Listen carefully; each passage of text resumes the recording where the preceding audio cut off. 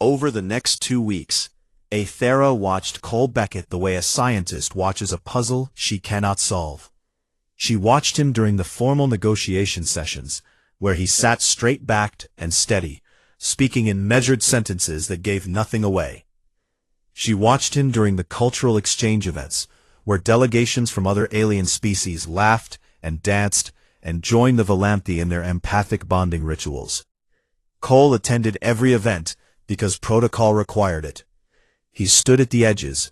He spoke when spoken to. He smiled when it was expected. And then he left the moment it was acceptable to do so. Danny was talking about something, his hands moving the way humans did when they were excited. And Cole was listening. Really listening. His posture was relaxed. His face was soft. And when Danny said something that made him laugh, Cole's laugh was quiet but real, and it changed his whole face. He looked younger. He looked human.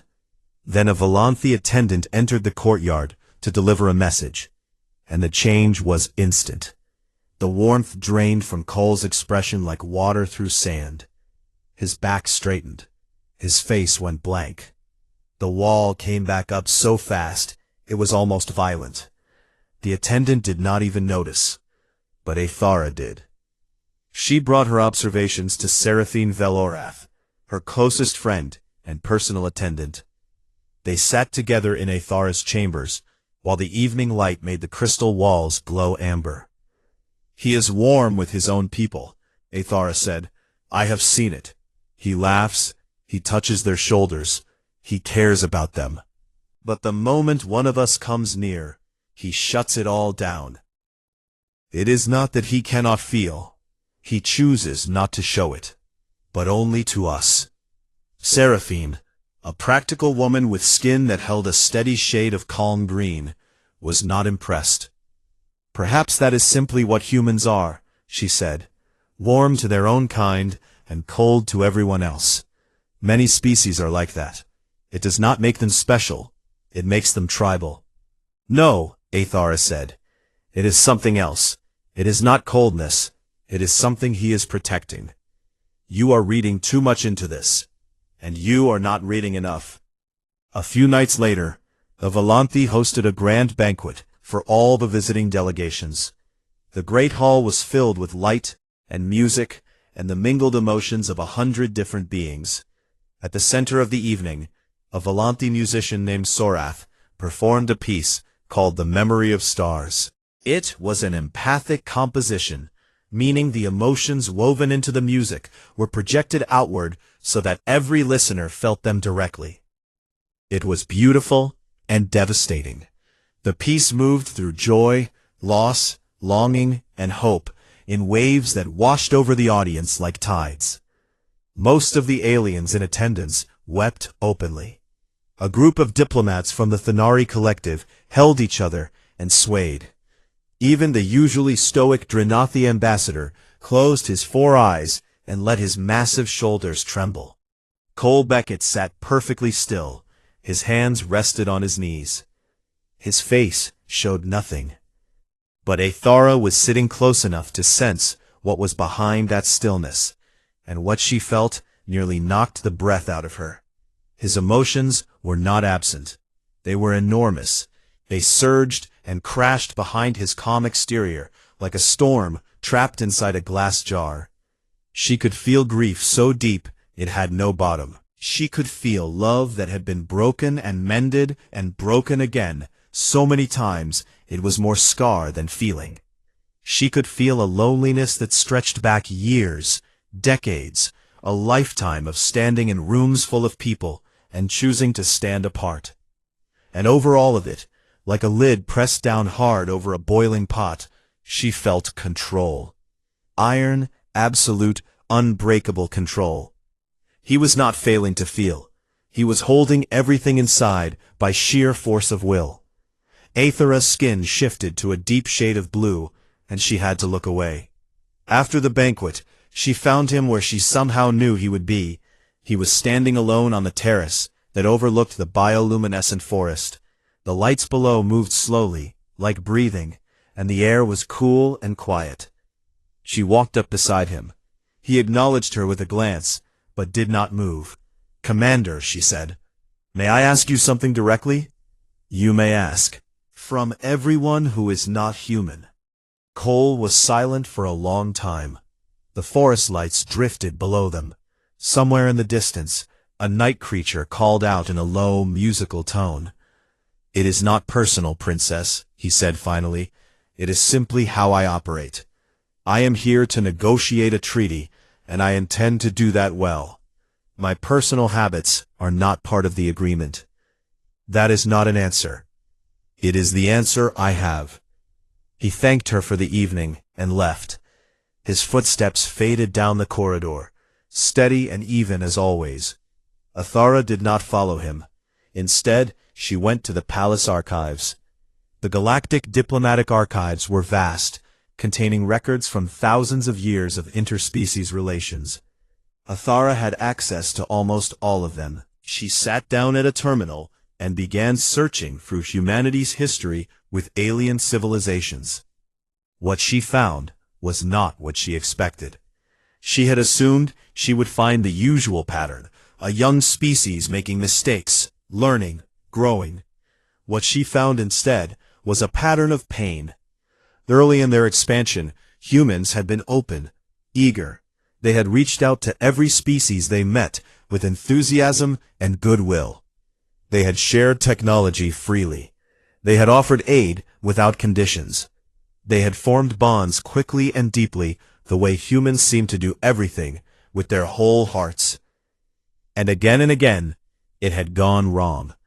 The Varesi had accepted human medical technology and then used the knowledge to develop biological weapons. The Cathani had formed a trade alliance with a human colony and then stripped the colony's resources when the humans were distracted by a famine on another world. The Prelian Confederacy had signed a mutual defense pact, and then stood by silently when a human outpost was attacked, because defending it was not in their strategic interest. Each betrayal was different in its details, but the same in its shape. Humans gave trust. The galaxy took advantage. Humans bled for it. And then Athara found the Orathi incident. 50 years ago, a human diplomatic team had made first contact with a species called the Orathi. The contact had gone beautifully. The humans and the Orathi had formed deep personal bonds. The diplomats had lived among the Orathi for months, learning their language, sharing meals, building friendships that both sides believed were genuine. Then a territorial dispute arose between the Orathi and a neighboring species, and the Orathi needed the humans to take their side.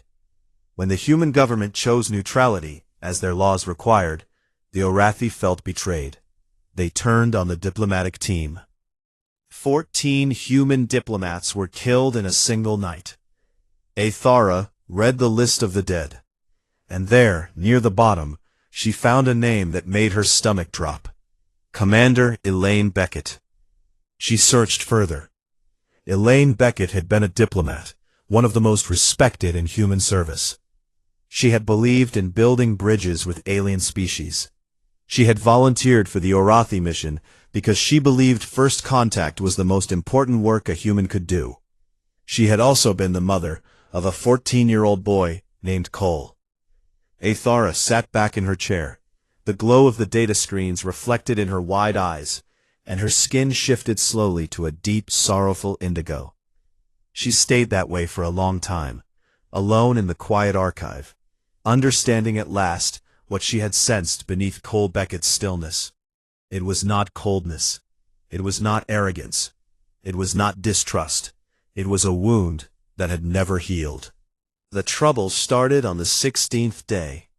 The negotiations had been moving forward, slowly but steadily. Cole had worked through the most difficult sections of the treaty, the trade tariffs, the military access corridors, and the technology sharing clauses, with the kind of patience that made even Ambassador Drevin grudgingly respect him. It was not friendship, but it was progress. Then Lord Calith Veldran arrived at the palace. Calith was a military commander and one of the most powerful nobles in the Valanthi Empire. He was tall even by Valanthe standards, broad-shouldered and sharp-featured, and his skin held a permanent shade of cold steel blue that never seemed to shift, no matter what he was feeling. Some said he had trained himself to control his color changes, which for a Valanthe was the equivalent of learning to lie with your face. He did not come to support the treaty. He came to kill it. On his first day at the palace, Caliph requested a seat at the negotiation table as a representative of the military council. Drevin, who was technically required to grant the request, did so with visible reluctance. Athara watched from her place at the head of the table and said nothing, but her skin flickered a warning shade of orange. Caliph wasted no time. During the afternoon session, he stood and addressed the room. "I have reviewed the terms of this proposed treaty," he said, his voice carrying easily through the chamber. "And I have a simple question for our human guests.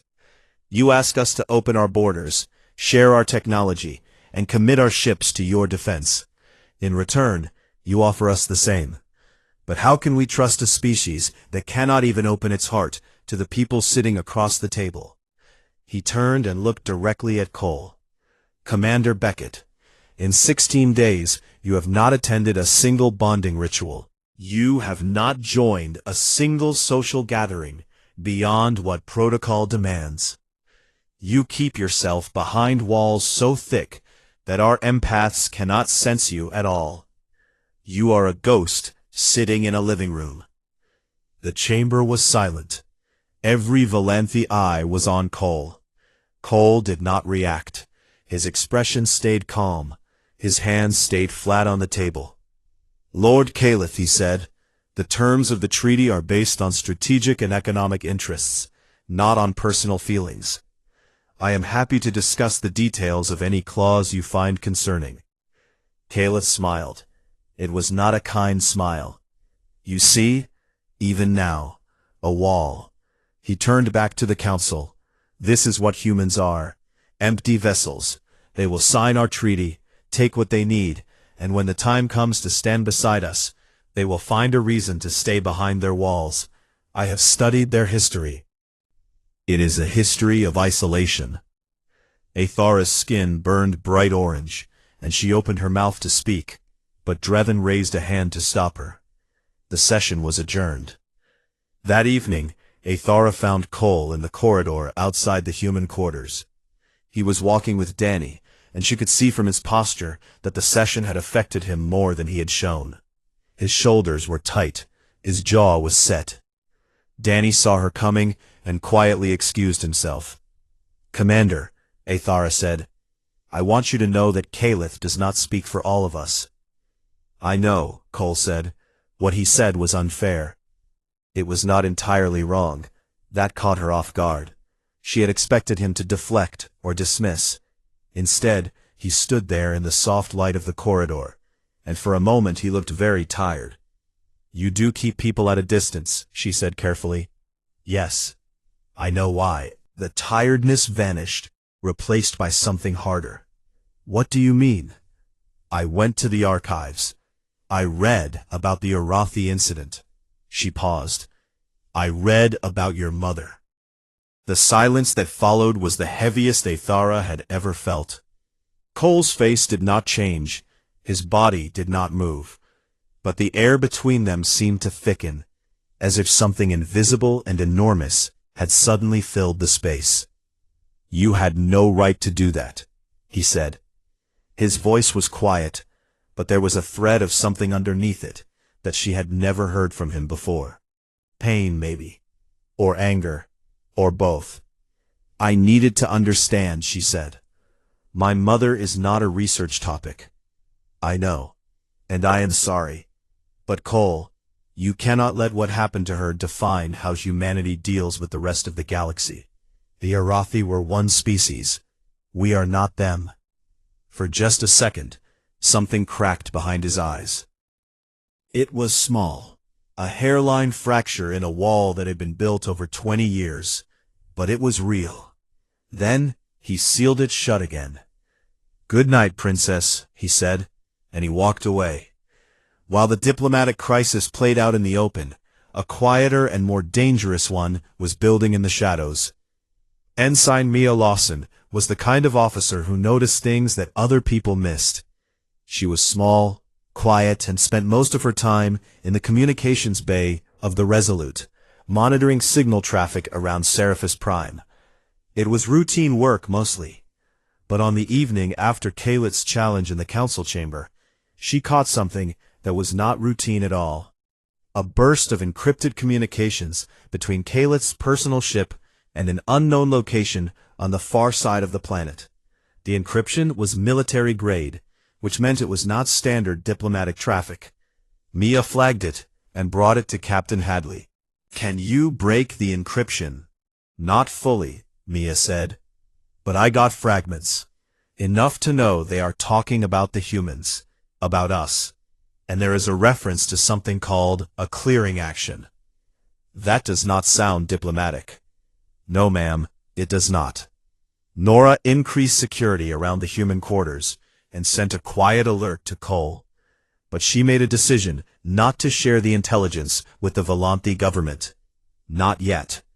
They had no proof of anything, only fragments, and accusing a Volanthi noble of conspiracy without evidence would destroy whatever trust remained. Danny, meanwhile, had been spending his free time with several Volanthi staff members who worked in the palace. He had a gift for making people comfortable, and the Volanthi, who valued emotional openness, responded to him warmly. Through these friendships, he began hearing whispers. One of the palace servants told him, quietly and nervously, that Caliph had brought more than advisors with him. He had brought agents. People who did not wear military uniforms, but who moved through the palace like shadows, always watching, always listening. Danny brought this to Cole. "Something is happening," Danny said. "Caliph is not just opposing the treaty. He is planning something." Cole weighed the options. He could share what they knew with Athara, and risk revealing that the humans had been monitoring Volanthi communications, which would confirm every suspicion Drevin already had. Or he could stay silent and try to gather more proof. He chose silence. It was a mistake. 3 days later, Volanthi security conducted a routine inspection of the human delegation's quarters. In a storage compartment beneath the floor of one of the rooms, they found a data device. On the device were detailed communications between the human delegation and the Tharasi Dominion, a rival species that the Volanthi had been in conflict with for centuries. The communications appeared to show the humans secretly negotiating a separate alliance with the Tharasi, one that included sharing Volanthi military secrets. The evidence was fabricated. Every word of it was false. Kalit's agents had planted the device during a shift change, when the human quarters were briefly unguarded. But the Volanthi did not know that. Ambassador Drevin was furious. He stormed into the human quarters with a squad of palace guards and confronted Cole directly. "We opened our doors to you," Drevin said, his skin blazing a deep angry red. "We offered you a place at our table, and this is what you were doing behind our backs?" Cole looked at the data device. He recognized immediately what had happened. But he also knew that saying so without proof would sound exactly like what a guilty person would say. "Ambassador," he said calmly, "that device is not ours. We have been set up." "Of course you would say that.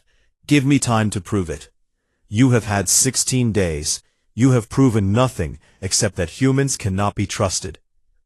Drevin formally suspended the negotiations. The human delegation was confined to their quarters under armed guard. All communication with the Resolute was restricted.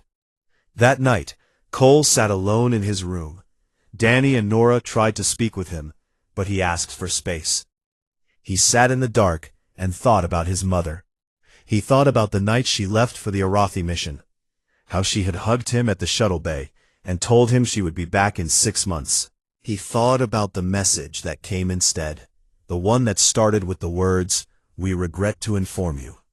He thought about the wall he had built after that night, brick by brick, year by year, until it was so high and so thick that nothing could get through. He had told himself it was protection. He had told himself it was wisdom.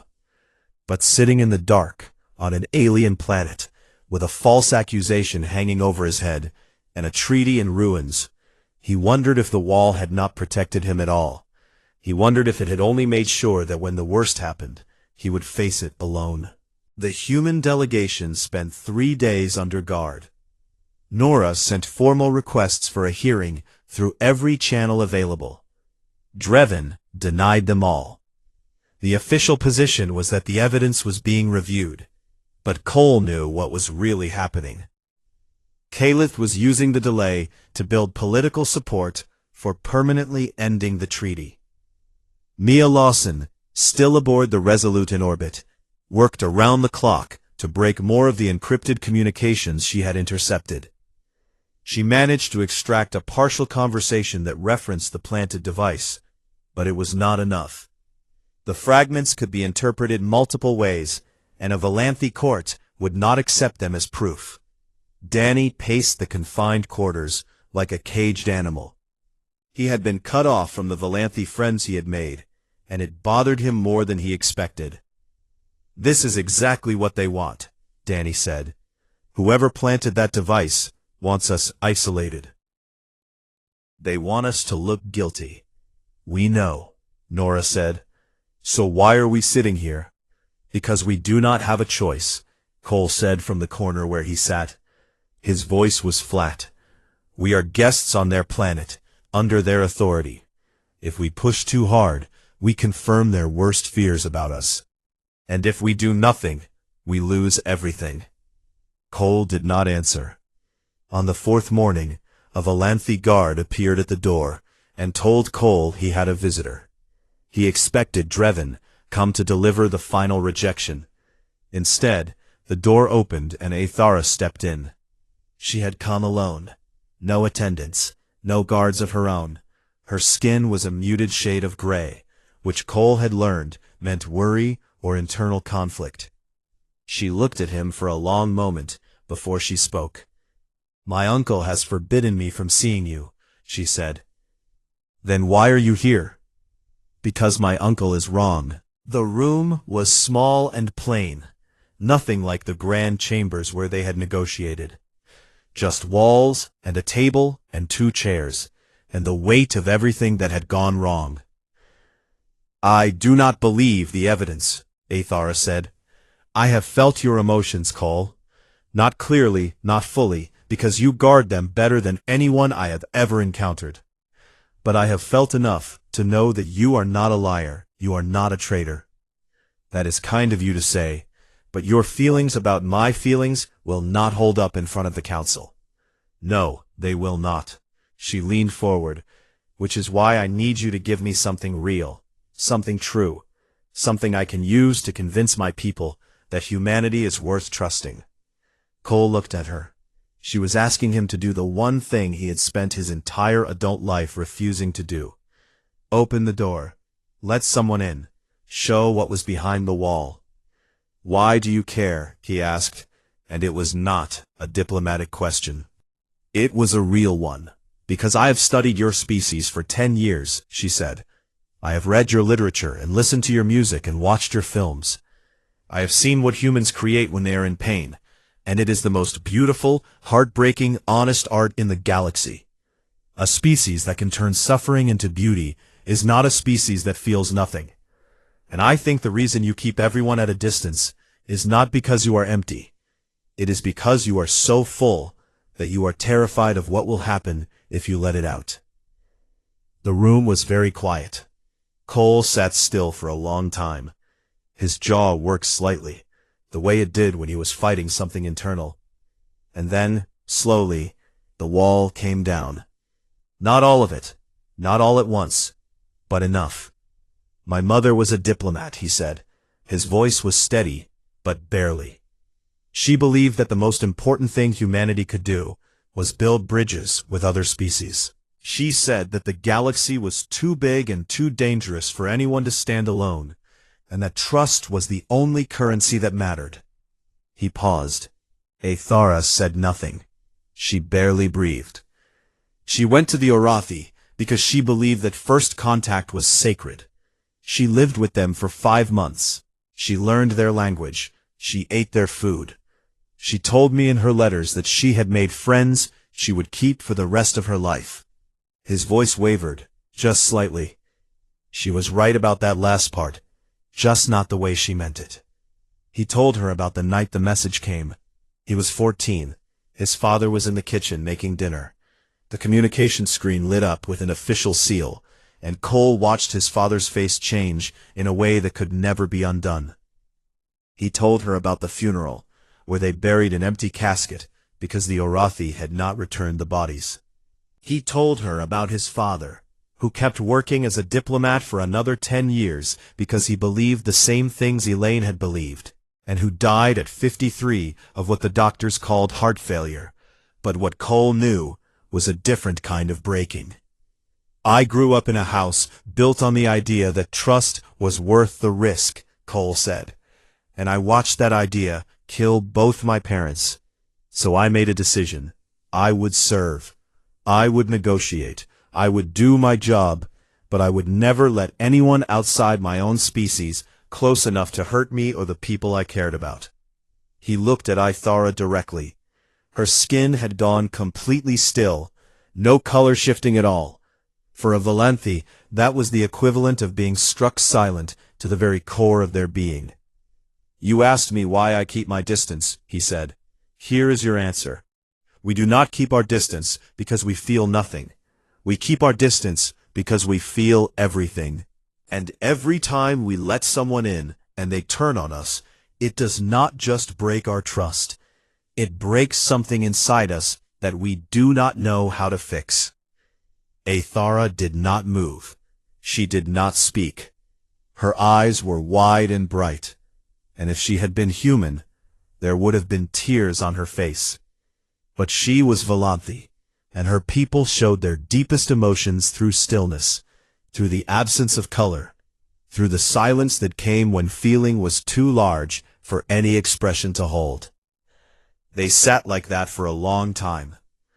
Then Athara stood. Her skin slowly began to shift again, settling into a deep, steady shade of gold that Cole had not seen on any Valanthi before. I will fix this, she said. She left the room without another word. Over the next 2 days, Athara worked with a focus and intensity that surprised even Seraphine. She had been quietly building a case against Caliph since before the evidence was planted, collecting observations, cross-referencing his agent's movements with security logs, pulling records of his communications with off-world contacts. It was not complete, but it was substantial. Seraphine had contributed her own observations, and several Laurel Palace guards, who had grown suspicious of Caliph's people, provided testimony. Danny's Valanthi friends, who had been upset by his sudden confinement, came forward with the rumors they had heard about Caliph's agents. On the 6th day, Athara requested an emergency session of the High Council. Drevin tried to block it, but Athara invoked her authority as heir to the throne, a power she had never used before. The council chamber was full. Caliph sat with his allies on one side. Drevin sat in the center, his face unreadable. Cole and the human delegation were brought in under guard. Athara stood before the council and presented her evidence. She laid out the timeline of Caliph's agents' movements. She showed the security logs that proved unauthorized access to the human quarters. She presented the partial communications that Mia had intercepted, combined with testimony from palace guards who had witnessed the agents near the storage compartment where the device was found. Caliph stood and attempted to discredit her. He called her naive. He said she had been manipulated by the humans. His allies murmured in agreement. But then Athara played her final piece of evidence, a full unencrypted communication between Caliph and one of his agents, recovered by Seraphine from the backup server the agents had failed to wipe.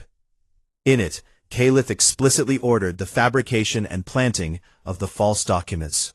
Calith's allies fell silent, their skin shifting to the gray of shame. Calith himself stood frozen, his carefully controlled skin finally breaking into patches of dark, angry red. Drevin ordered Calith removed from the chamber.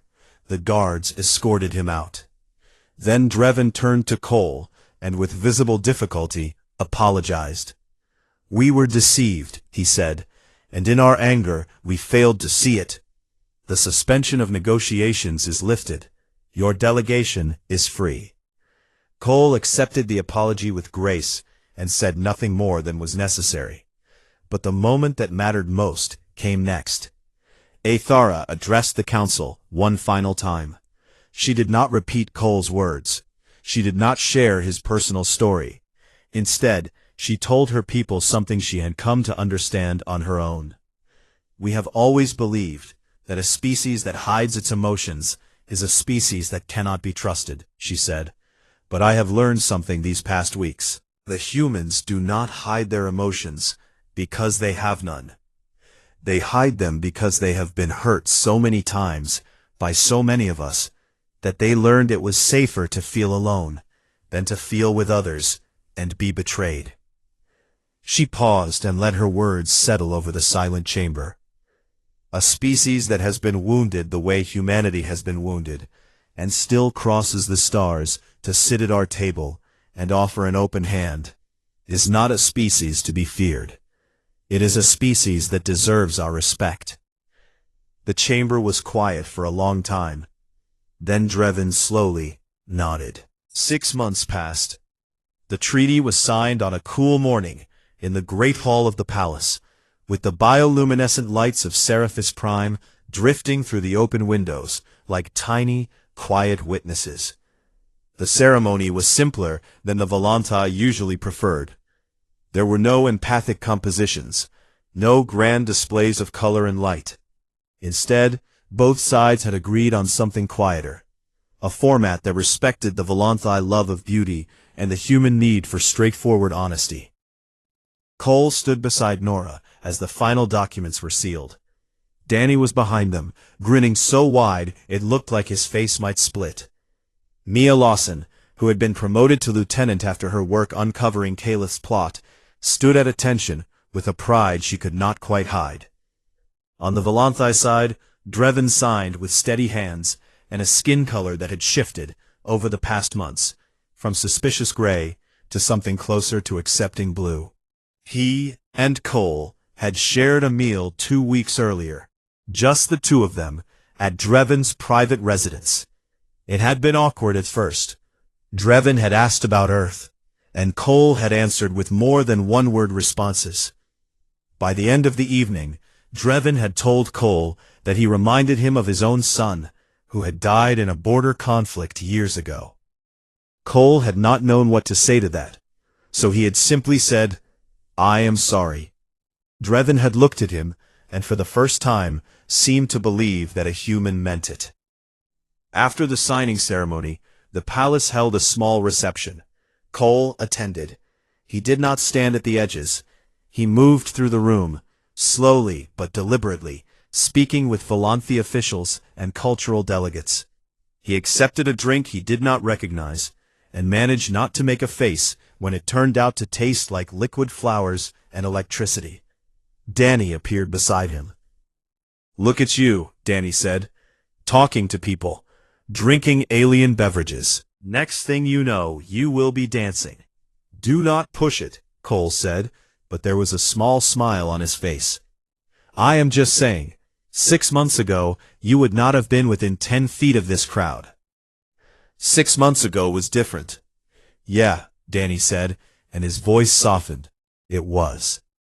That evening, as the celebration wound down and the lights of the palace dimmed to their nighttime glow, Cole walked out to the terrace. The same terrace where Aethara had first asked him why he kept his distance. The bioluminescent forest stretched out below, breathing its slow blue-green light into the darkness, and the air smelled like warm honey and rain. He stood there for a few minutes before he heard her footsteps behind him. She moved quietly for someone so tall, but he had learned to recognize the sound. Aethera came to stand beside him. She was close. Closer than she had stood that first night. And this time, he did not step back. They looked out at the forest together in silence for a while. The tiny floating creatures drifted around them, their light catching in Aethera's amber eyes. "You are leaving tomorrow," she said. "Yes," he said. "The Resolute has been in orbit for 6 months. Your captain must be eager to go." Nora has been patient, but yes, it is time. Another pause. The forest lights moved like slow breath. "Does it still hurt?" Aethera asked. "The distance?" Cole thought about it. Not the quick, automatic way he used to think about things, where the answer was always ready before the question was finished. He actually thought about it, the way someone does when they are no longer afraid of what they might find. "Yes," he said, "it probably always will." "Then why do it? Why keep opening the door when every part of you wants to close it?" The cool stone felt solid under his hands. "Because that is what makes us who we are," he said. "Humans, I mean. We get knocked down. We get betrayed. We lose people we love, and it tears us apart in ways that never fully heal. And then we get back up, and we reach out again. Not because we are stupid, not because we forget, but because we decided a long time ago that a life spent behind walls is not really a life at all." He was quiet for a moment. "My mother believed that. She believed it with everything she had. And I spent 20 years thinking she was wrong, thinking that the galaxy proved her wrong." He turned and looked at Aethera. In the soft light, her skin was shifting through slow waves of gold and silver. And her eyes held something that went deeper than curiosity, deeper than empathy, deeper than anything he had a word for. "I am starting to think she was right," he said. Aethera's skin settled into a warm, steady gold.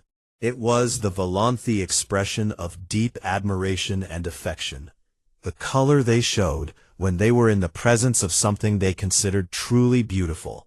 Not beauty of form, beauty of spirit. "Your mother would be proud of you, Cole," she said. He nodded. For the first time in the entire story, his eyes were visibly wet. He did not look away. He did not hide it. He stood there and let it be what it was. Aethera reached out and took his hand. Her skin was warm, the way it had been that first day on the palace steps. This time, Cole did not pull away. He held on. They stood like that for a long time, two people from two worlds, on a terrace above a glowing forest, with the stars above them, and the distance between them finally, quietly, closing. The next morning, the Resolute broke orbit and turned toward open space. Cole stood on the observation deck, watching Seraphis Prime shrink behind them. The planet grew smaller and smaller, until it was just a point of light among millions, and then it was gone. Nora found him there. She leaned against the railing beside him and looked out at the stars. "How are you feeling?" she asked. "I do not know yet," he said. She smiled. "That is probably a good sign." They stood together in comfortable silence as the ship accelerated toward faster-than-light speed. The stars began to stretch and blur. Just before the jump, a chime sounded on the ship's communication system. A message had arrived through the subspace relay. It was addressed to Lieutenant Commander Cole Beckett, from the Royal Palace of Seraphis Prime. Cole opened it. It was short, a single line in Volanthe script, with the ship's translator rendering it into English beneath. "The door is open on both sides." He closed his eyes for a moment and let out a breath he did not know he had been holding. He did not respond immediately. There would be time for that. There would be time for a great many things that he had spent 20 years telling himself there was no time for. He saved the message. The Resolute jumped to faster-than-light speed, and the stars turned to streaks of light around the ship, carrying it forward into a galaxy that was vast and dangerous and full of species that might betray you or embrace you, or do both in the same lifetime. And somewhere aboard that ship, a man who had spent his whole life keeping his distance looked at a message on a screen, and felt, for the first time in a very long time, that the distance was a little bit smaller. That it was going to be okay. That the door was open, and he was ready to walk through it. The ship dropped out of faster-than-light travel with a low hum that Cole Beckett felt in his teeth. He stood at the viewport of the Resolute, watching the planet below come into focus. Seraphis Prime, the Valanthe homeworld. It was beautiful in a way that made his chest tight. Oceans of pale silver stretched between continents, covered in forests that glowed faintly blue and green, even from orbit. It looked like a planet that had never known war. Cole turned away from the viewport and picked up his datapad. He had read the mission briefing 4 times already, but he read it again. The Valanthe wanted a trade and defense treaty with humanity. It was a good deal. Humanity needed allies in this part of the galaxy, and the Valanthe were powerful, respected, and old. Their civilization had been traveling between stars when humans were still figuring out bronze. The door to his quarters slid open, and Captain Nora Hadley walked in, without knocking. She was a tall woman, with gray streaking through her dark hair, and eyes that never missed anything. She had been Cole's commanding officer for 6 years, and his mentor for longer than that. "You look like you are preparing for a funeral," she said. "I am preparing for a negotiation," Cole replied, without looking up. "Same thing, the way you do it." Nora leaned against the wall and crossed her arms. "Cole, I need you to hear me on this. The Valanthe are not like the other species we have dealt with. They are empaths. They can feel what you feel. If you walk in there like a brick wall, they are going to think we are hiding something. I will be professional. I need you to be more than professional. I need you to be warm." Cole finally looked up. His face was calm, almost blank. "I will do my job, Captain." Nora studied him for a long moment. She looked like she wanted to say something else, something personal, but she decided against it. She nodded once and left. The shuttle ride down to the surface took 20 minutes. Cole sat with Danny Voss, his young aide, and 2 other members of the diplomatic team. Danny was 28, bright-eyed, and the kind of person who could make friends with a rock. He was already reading up on Valanthe customs and grinning about it. "Did you know they change color based on their emotions?" Danny said. "Their skin actually shifts. That is incredible." "It also means they cannot lie," Cole said. "Keep that in mind." Danny's grin faded slightly. "Right, got it." The royal palace of Seraphis Prime rose out of the glowing forest like something from a dream. It was made of a pale stone that seemed to breathe with light. Towers curved upward like the stems of flowers, and bridges of translucent crystal connected them high above the ground. Thousands of tiny lights drifted through the air around the structure, and Cole realized they were alive. Small bioluminescent creatures floated like lanterns in the warm breeze. A delegation was waiting for them at the base of the main steps. There were dozens of Valanthe, all tall and graceful, their skin shimmering in soft shades of blue and green. Their eyes were large and luminous, like polished gemstones, and they moved with a kind of fluid elegance that made humans look clumsy by comparison. At the front of the group stood a figure that drew Cole's attention immediately. She was taller than most of the others, and her skin shifted in gentle waves of silver and pale violet. Her eyes were a deep amber color, bright with intelligence and curiosity. She wore a simple circlet of woven light on her head, marking her as royalty. Princess Athara Vel Sunaris. She stepped forward and extended her hand in the human fashion. Her movement was practiced but sincere. Cole could see that she had studied the gesture carefully. Her voice was musical, layered with harmonics that human vocal cords could not produce. "Welcome to Seraphis Prime. We have waited a long time for this." Cole took her hand. Her skin was warm, almost hot, and smoother than anything he had ever touched. He shook her hand once, firmly, and then let go. He stepped back to a comfortable distance. "Thank you, Princess. Humanity is honored by the invitation." Aethera's skin flickered a brief shade of violet. Surprise. Cole noticed it, but said nothing. Behind her, Ambassador Drevin Kale watched the exchange, with narrow eyes. He was older than Aethera, broad-shouldered for a Velanthe, and his skin held a steady, controlled shade of dark green. He did not extend his hand. He simply nodded. The first 3 days of negotiations went well on the surface. Cole was precise, thorough, and respectful. He knew the details of every clause and every subsection. He answered questions clearly and made reasonable concessions where they were needed. By every measurable standard, he was an excellent diplomat. But something was wrong, and the Velanthe could feel it. On the evening of the 3rd day, Drevin visited Aethera in her private chambers. His skin was troubled, shifting between shades of gray and dark blue. "The human diplomat," he said, "there is something not right about him." "What do you mean?" Aethera asked. "I cannot read him. When I reach out with my senses, there is nothing. He is like a wall. No emotions, no warmth, nothing. I have never encountered anything like it in a living being. Perhaps humans are simply different. Or perhaps they are hiding something." Drevin's eyes were hard. A species that hides its emotions is a species that cannot be trusted. After her uncle left, Aethera stood at her window and looked out at the glowing forest. She thought about the human and his calm, blank face.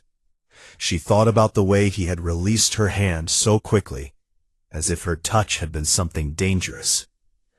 Drevin was wrong. She was sure of it. Cole Beckett was not empty. She had felt something when their hands touched, just for a moment, before he pulled away. It was deep and heavy and vast, like standing at the edge of a dark ocean and knowing that the water went down forever. He was not hiding nothing. He was hiding everything. The next evening, Aethera found Cole walking alone in the palace gardens. The bioluminescent trees cast soft blue light over the winding paths, and the air smelled sweet and warm. She fell into step beside him. "Do you like our gardens, Commander?" she asked. "They are impressive," he said. "Have you seen anything like them before?" "No." "Would you like to know more about the plants? Some of them are older than your civilization." "That is interesting." Aethera waited for him to ask a question in return. He did not. She tried a different approach. "I have read a great deal about Earth," she said. "Your forests, your oceans, your mountains. I would love to hear about them from someone who has actually seen them." "Earth is a beautiful planet," Cole said. "You would enjoy it." He offered nothing else. No details, no stories, no warmth. Aethera stepped a little closer to him. It was subtle, just a few inches, the way the Velanthe naturally closed distance during friendly conversation. Cole stepped back, the same few inches, exactly measured, like he had a boundary drawn around himself that no one was allowed to cross. Aethera stopped walking. She looked at him, her skin shifting to a slow, confused shade of teal. "Commander," she said quietly, "why do you keep your distance?" For just a moment, something moved behind his eyes. Something old and tired and heavy. "Good night, Princess," he said. He turned and walked away, his footsteps steady and even on the garden path, and Aethera stood alone in the blue light of ancient trees, watching him go.